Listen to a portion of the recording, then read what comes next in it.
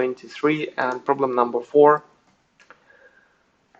Just when you open a problem at the IChO as well, you will see that there are sub-questions. And what you can do for yourself is make a very quick analysis. Like just looking through the text, you will understand that the first question about acid-base theory, another one is about thermodynamic cycles, I would say. Another one is about oxidation states, but not so simple, because this will be some kind of reaction writing. I will show you a bit later. And then we go to thermodynamics. We have delta G is equal minus RT times logarithm of K, which is the equilibrium constant. Then there will be a question about Frost diagram, another question about thermodynamics. Now we are having this formula delta G is equal to delta H minus T delta S. Then we will have catalytic cycles, and after that again thermodynamics with delta G equals to minus MFE. And then we will have two strange questions about energy diagrams and two more questions about this formula for relating energy and photon frequency. Pretty nice. What you can see here is the logic of the authors, because you might miss it when you solve the problem. I was quite distracted because it seems that, yes, it's about water splitting, but the author puts too much inside. It's all about complexes and acid-base and a lot of thermodynamics and diagrams. It's kind of too much. I mean, it's too condensed. You have so many different fields in one problem. That's a mixed problem. But if you take a look from the, let's say, from the, how it's called, bird perspective, from top, then you will see that there is some logic here. So he is kind of repeating the thermodynamics all over again, and eventually he goes back to the water splitting.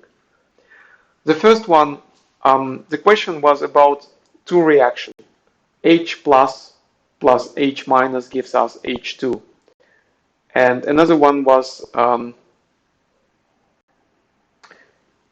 H plus electrons giving us H2. And the reaction, one is definitely half reaction, electrochemical one. Another one is kind of redox reaction, because we are changing the oxidation states from minus to 0. But in the answer, we have this, it's both an acid-base reaction, because proton is transferred from water to the hydride ion, and a redox reactions, they are both redox reactions, since it is proportionation of hydride and proton. And now I'm showing you this circle because it really depends on the theory level what we can name as acid-base reaction. If we are talking about Arrhenius theory, then it is well defined that in Arrhenius theory, H plus is an acid, but OH minus is a base. So if we have a reaction that does not belong to this theory, then it's not acid-base reaction according to Arrhenius. There is no H minus in the Arrhenius theory. If we take a look at Bronsted-Lowry theory, then H minus could be, because now we have this H plus as an acid, and this is all about H plus. Everything else could be a base. And if we go to the Lewis theory, then it's even easier that when we donate an electron pair to an acid, then this is acid-base reaction. However, none of these theories actually are covering the redox reaction. So I mentioned in a document that we have in Google Docs that Usanovich theory, it's even more general than the Lewis theory, because we don't need to be focusing only on the lone pairs of electrons. It could be any charged particle. It could be single electron as well. So radical reactions can be also treated somewhat like acid-base reactions. But also redox reactions could be treated as acid-base. And you can see that I'm giving a link here to syllabus of the IChO with the same idea that if we take a look on the topics that you should know, that's default. It's like Bas-Oskosed. So we have Arrhenius definition of acid base, Bronsted-Lowry definition, and then conjugated base. That seems to be all. But according to these theories, it's arguable whether hydride plus proton is an acid-base reaction. It is here where we have the Lewis theory somewhere below here. According to this, we definitely can say that it is both redox and acid-base. So with all that monologue, what I want to stress that this problem is somewhat complicated because we need to guess the answer. It's not very well defined. It can be different at different theory levels. Now, with all this knowledge, you should probably guess that the author wants you to write both acid-base and both redox reactions. Let's go to the next question. This is even more confusing. Anyway, what was given is the bond dissociation energy for MH, hydride, and also bond dissociation energy for hydrogen, H2.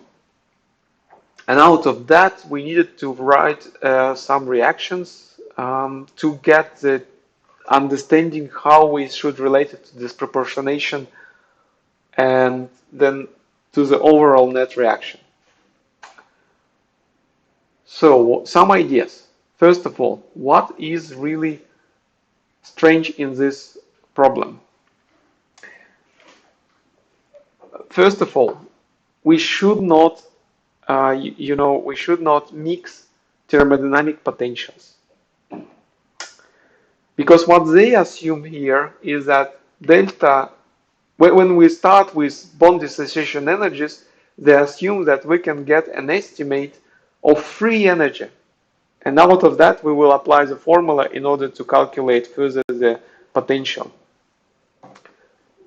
But bond dissociation energy, at least the potential energy curve, is potential energy. And then we need to take some corrections in order to get enthalpies. And after that, we need also to add entropy term to get the free energy. At least this should be written in the answer. And now this is my duty to show you that this is not so simple. We kind of taking really rude approximations. What we are assuming is that the bond dissociation energy can be equalized to free energies, which is not really the right way of doing that. But let's just assume that we are making some really crude approximation, that we don't really need the answer with 2 digits after the comma, but we just need maybe 1 digit. So that might be a working solution. However, then I would like to point to dissociation energy curves. They usually look like this. That means that when we have an infinite distance, we just take 2 atoms very far from each other, so they do not really interact. And then we start pulling them together closer and closer. At some moment, they will make a bond, and we will see it in the energy curve. And once the bond is formed, this will have an optimum energy. Because when we pull them together even closer, they will start repelling each other. Why they start repelling? Because all the elements, they have electron shells, especially inner electron shells, like 1s. And those inner shells, they will start repel each other because you cannot deform them so easily. So that's why the curve here, it goes when we approach from the infinite distance to the optimal, it will go down in energy, but then it will go up again because of this repulsion. And from that, we will, that's not the topic of today, but just shortly, there is always 0-point energy. That means that we have always some vibration of the atoms. They are never ever static. And this 0 point energy is the minimal vibration energy that we can have in our molecule. So we need to add this extra energy here. And also we need to put some enthalpy change from 0 to room temperature. And the same we should apply to the atoms or maybe groups at infinite distance. And here is the difference, is that when you have like a molecule O2, then this enthalpy change will be something like RT. But when you have two atoms like O2, then it will be twice more. And beside that, we need to account for vibration energies and many more. So as you can see, this dissociation curve is not so simple just to get from potential energy, which is the line here, to the enthalpies. And I'm not even talking about the free energies. But this is not the most important here. We can just close our eyes on how it should look like and just take the value given in the text as a bond dissociation energy. The problem is that dissociation can happen in two ways always. This is homolytic and heterolytic dissociation. Homolytic means we'll get species like radicals. They are not exchanging their electrons. We can say that in each bond we have two electrons, so when we break the bond, one electron goes to the left particle, another electron goes to the right particle. And this is the red curve here that is kind of dissociation of, well, we should start from the bottom, and it will go like here, here, here, and then we can get potassium and fluoride as atoms. But this doesn't really happen with potassium and fluoride. What really happens is that when they dissociate into potassium plus and fluorine minus. And although this is higher in energy here, that is their state for dissociation, because they prefer to be like this. So, wow, let's go back to our problem. Again, when we dissociate the bond like MH, we have one road is dissociate so that you have a minus on metal, and this is called acidic dissociation, because as a result we will have a proton, which is an acid. So this is acid-base dissociation. Also we have bond dissociation free elements, that is homolytic dissociation. And you have another type of heterolytic dissociation where you get hydride H minus and you get metal plus. And then you have a lot of different relations here, dissociation and also reduction potentials between these two. That's exactly what we are asked in the problem, but you know that a lot of theory is left in the background without explaining.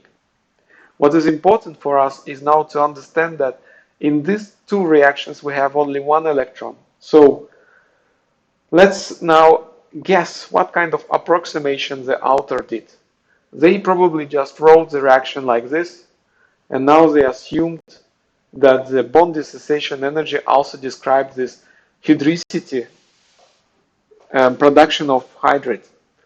And let's say, okay, that will be a very crude approximation for that dissociation, which is again not, you see, there might be a very huge difference in energy, like 100 kilojoules. That's a lot. But let's just close our eyes and say, okay, fine, well, whatever. Maybe it does dissociate with something like 180 kilojoules per mole. Then there will be another reaction, and let's say that's for acidity, and again we will just approximate it with this number.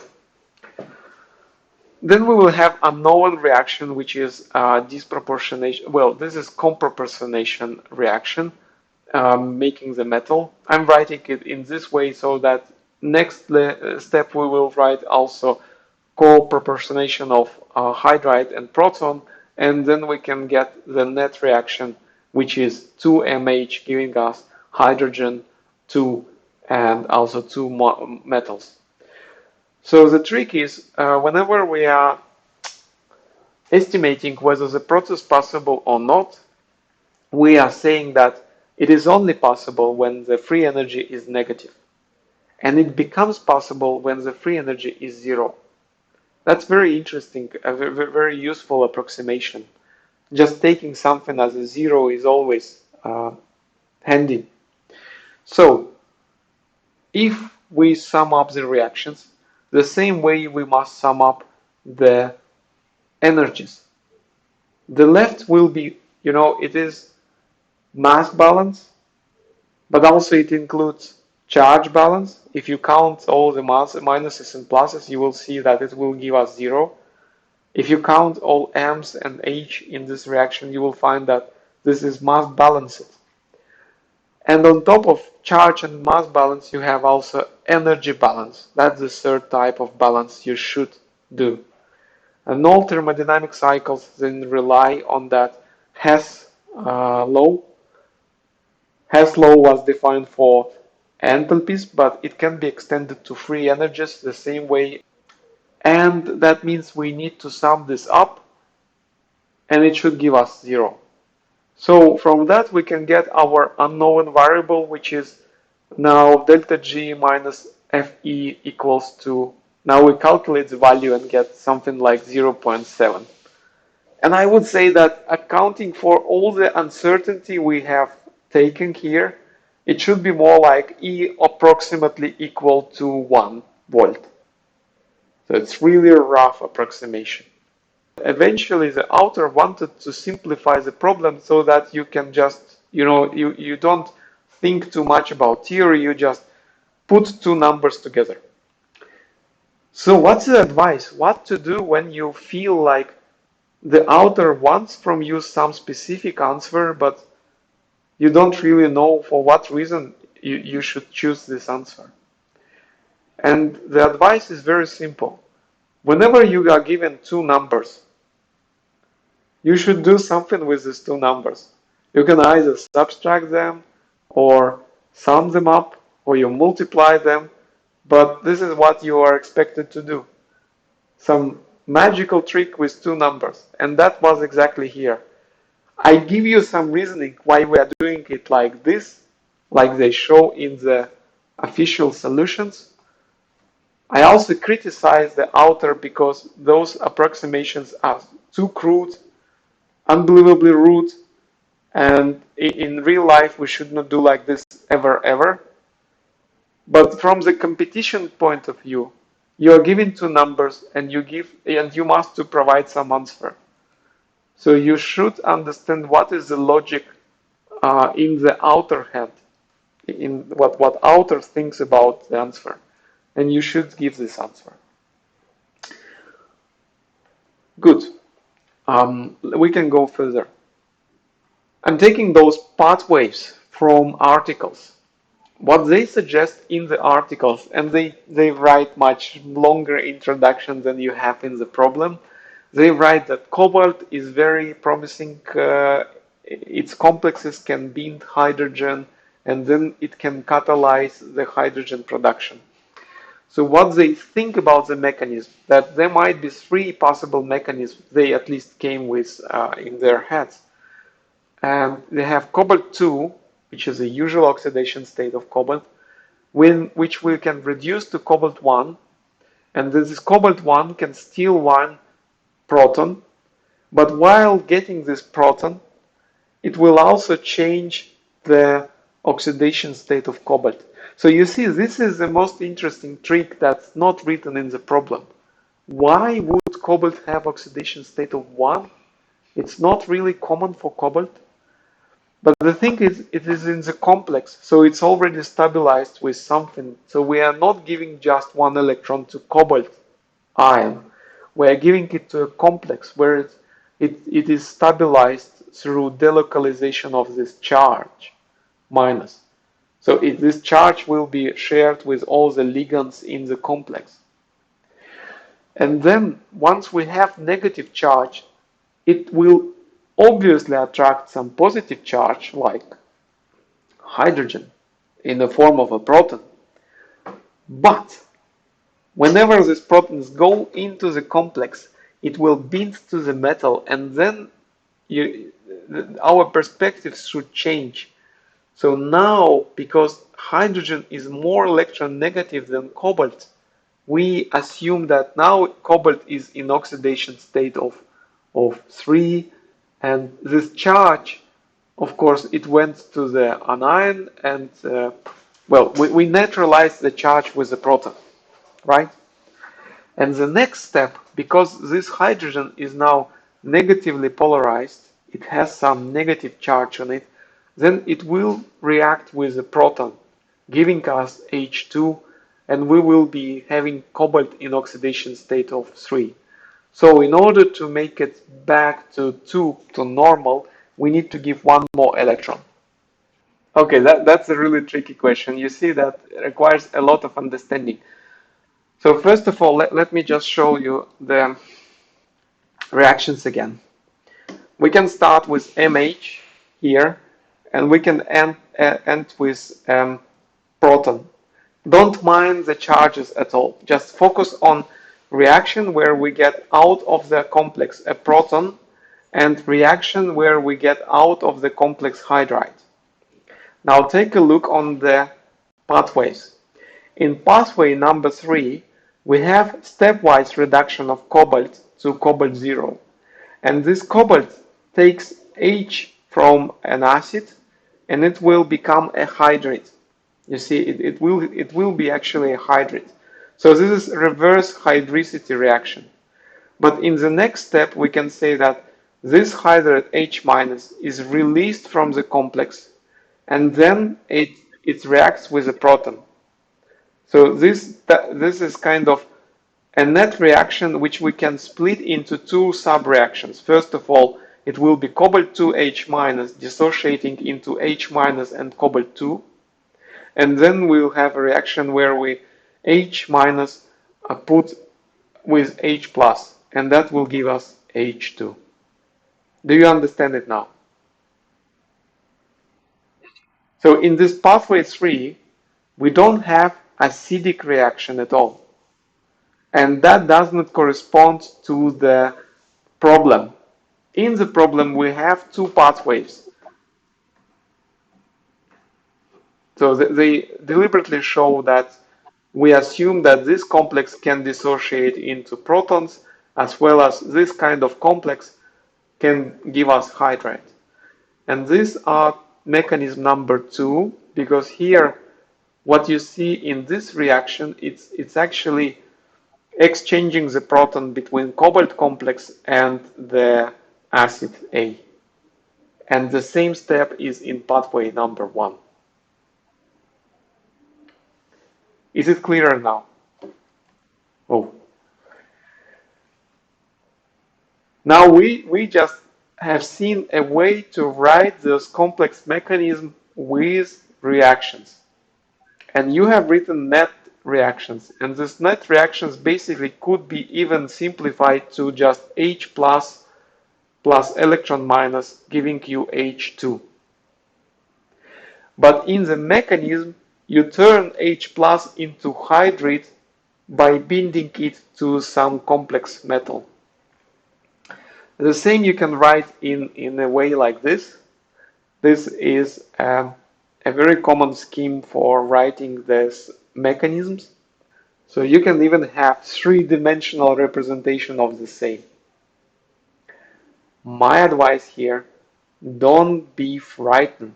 That's the most important. Don't be ever frightened.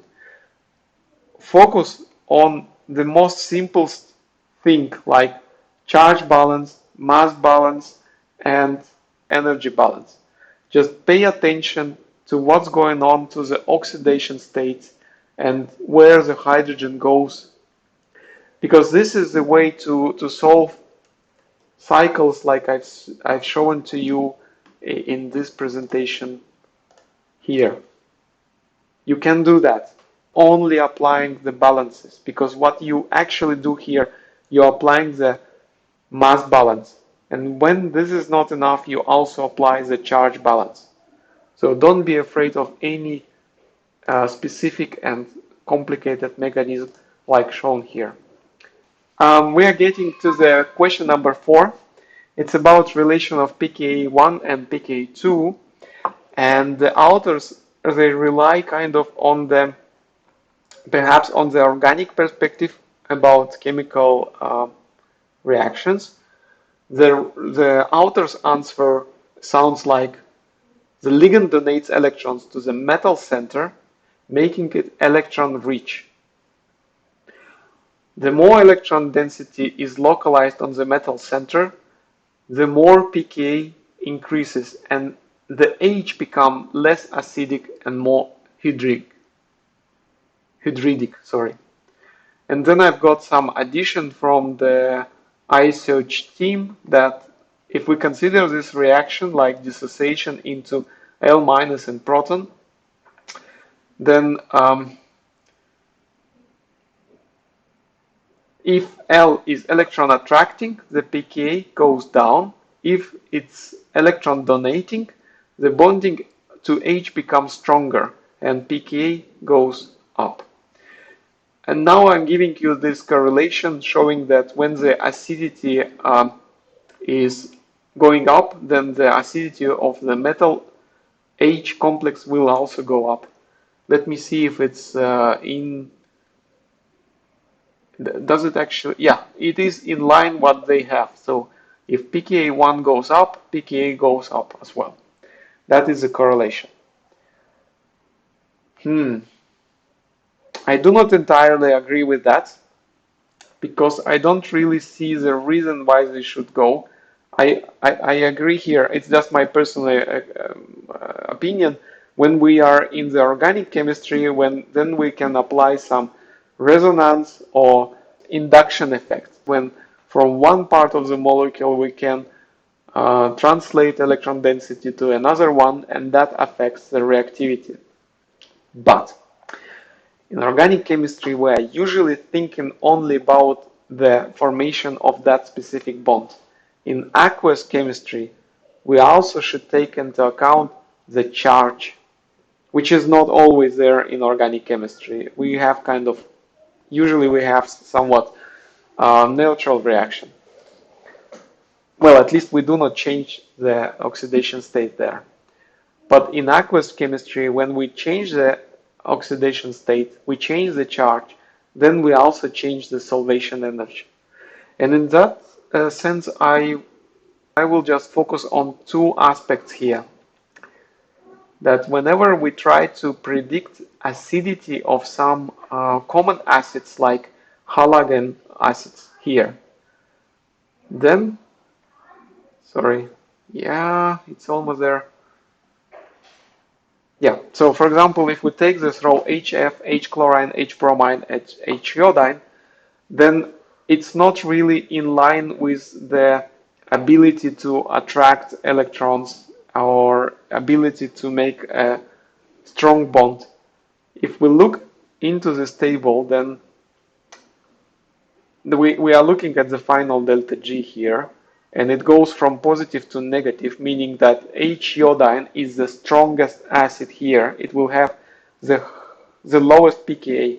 But the numbers on each step in the cycle, they do not have the same order, not always the same order. And that's because the final delta G is the sum of all contribution, including solvation. And if we go to some oxoacidic dissociation, the correlation shown here for many oxoacid, it is still the sum of many factors, including bond dissociation energy, electron affinity, and the hydration energy. So what I want to say with that is that I also wrote to the author stating that we don't want to guess what the author means, what kind of approximation he did. We would like to have problems which are clear, nice, and fine. Like there is a very robust logic already written in the textbooks, and we can always agree on that logic. Here, it's not so obvious, and if we rely on some empirical correlation, then this is not the best way to do science. Because in science, we have a principle. It is correlation doesn't mean causation. Causation is a reasoning. So whenever we have something like pKa1 goes up, then pKa2 goes up. It doesn't mean that there is some reasoning for that. They might go the same way for some specific complexes, but not for others. It's not like a mechanism how the pKa works here.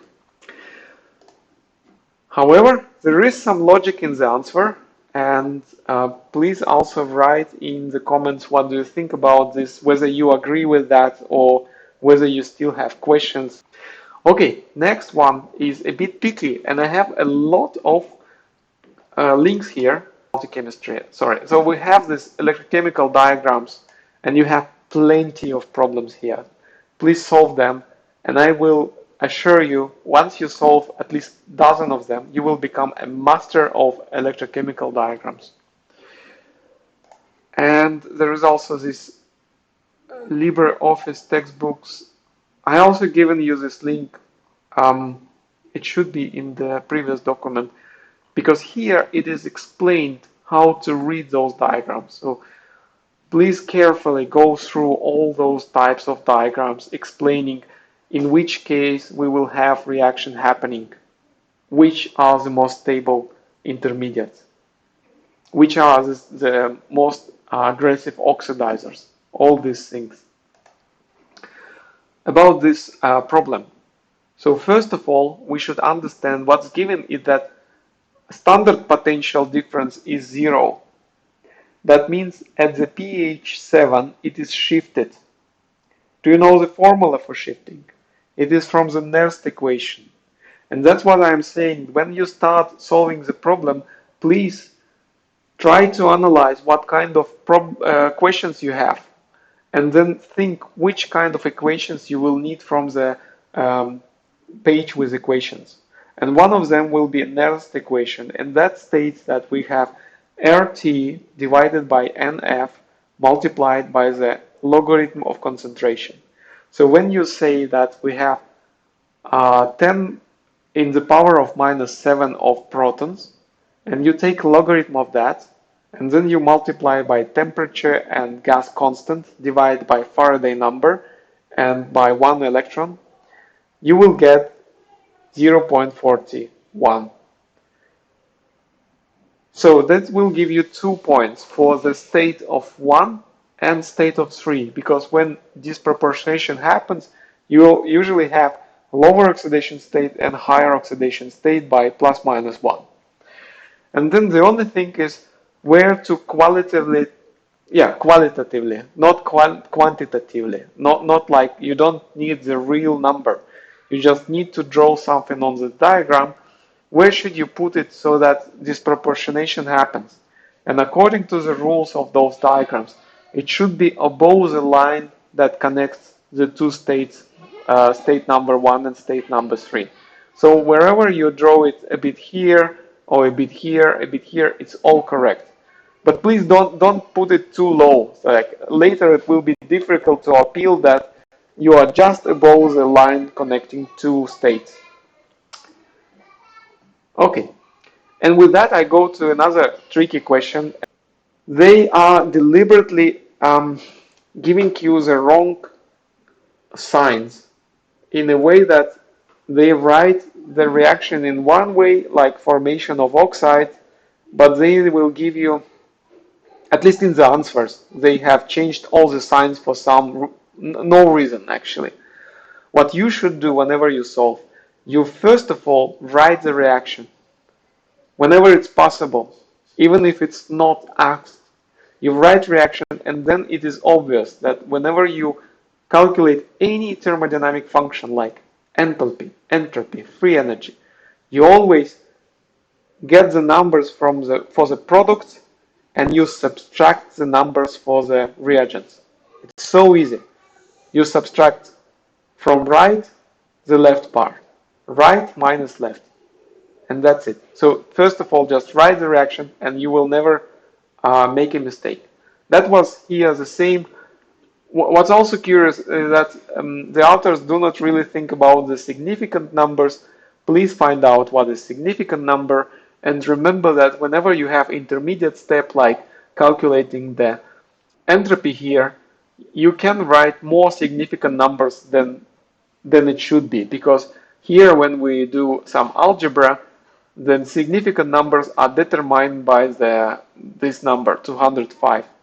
It doesn't have any decimal, so in the right answer we should not write decimals, but because it's intermediate step, we can write it here. And then again, when we have the enthalpy of 348 and we divide it by this number, the actual number can have only 3 significant numbers because it's division, and the least significant numbers is in 348. So we should round this number, for instance, to 3,500, or it should be 3,460. And this diagram, it contains an error. This is a really good example that will be your homework. You pay attention here to the mass balance, but you also pay attention to the charge balance. And here it is somewhere something is missing or wrong. It's just one oxidation state. Please check. This is an interesting question. We know from the text that whenever we have a complex copper 2 plus, then it will prefer square planar geometry. But when we have copper plus, then it will change to tetrahedral. But if we use very bulky ligands, that will prevent the rotation, the transformation from square planar to the tetrahedral. Now you should translate this effort to change the geometry into energy, because what will help you is thinking. The most negative potential is for lithium reduction. Lithium plus 1 electron gives us lithium. This is something minus 3 volts. The easiest reactions that happens is fluorine 2 plus 2 electrons giving us 2 fluorine minuses, 3 plus volts. So the easier the process goes, the higher the potential, the more positive the potential. And in the same way, you should just make this logic that for this reaction, where we give 1 electron to a square planar complex to become a tetrahedral complex, the potential will become more positive the bulkier the reduction groups are. And that means the process will become easier if our ligands are bulkier. Why it will become easier? Because in square planar, the bulky ligands, they repel each other, whether when we rotate them, they would not touch each other so much. So this complex will become more stable. At least you will get rid of the repulsion between the ligands. And that's why the potential becomes positive, meaning that the product is more favorable. It's becoming more stable. And finally, probably the most challenging question here was this diagram. So I'm not going to give you the theory about the energy diagrams specifically for energy levels and HOMO-LUMO and molecular orbitals. Why? Because it's not asked in the preparatory problems. It's very rare there. What you should again understand that the author of that problem wants to challenge you with giving some information. Often this information is not grounded, it's not reasonable, but he kind of gives you the rule for the game and he wants you to play that game. So now, among all the diagrams, you would need to guess what is going on here. Our photochemical species is in the center, right? So when we excite, it will go here up, and then thermodynamically it can go back to the same state, but it can also go to the next, and it will go to the next if there is if they are in the vicinity of each other, if they are close to each other. So we will end up with this state. What happens next is that because we have emptied the orbital, the red electron can jump to fill that state. Why? Because this is lower in the energy diagram. And that's when the whole electrochemical reaction happens. Now we have HOMO orbital of water. What you need to know that HOMO is the highest occupied molecular orbital. And now this HOMO is above the half empty level. So this electron will just go here and reaction starts. Whether another electron that we excited with the photon, this is above the lowest unoccupied molecular orbital. So this electron will jump here basically to protons. So that protons will get this electron and they will become H2, whether the green electron will be taken from oxygen on another side of the cell. And finally, there is a small mathematical exercise. I'm not going to comment much because I hope that's really simple. If you don't think so, please write in the chat.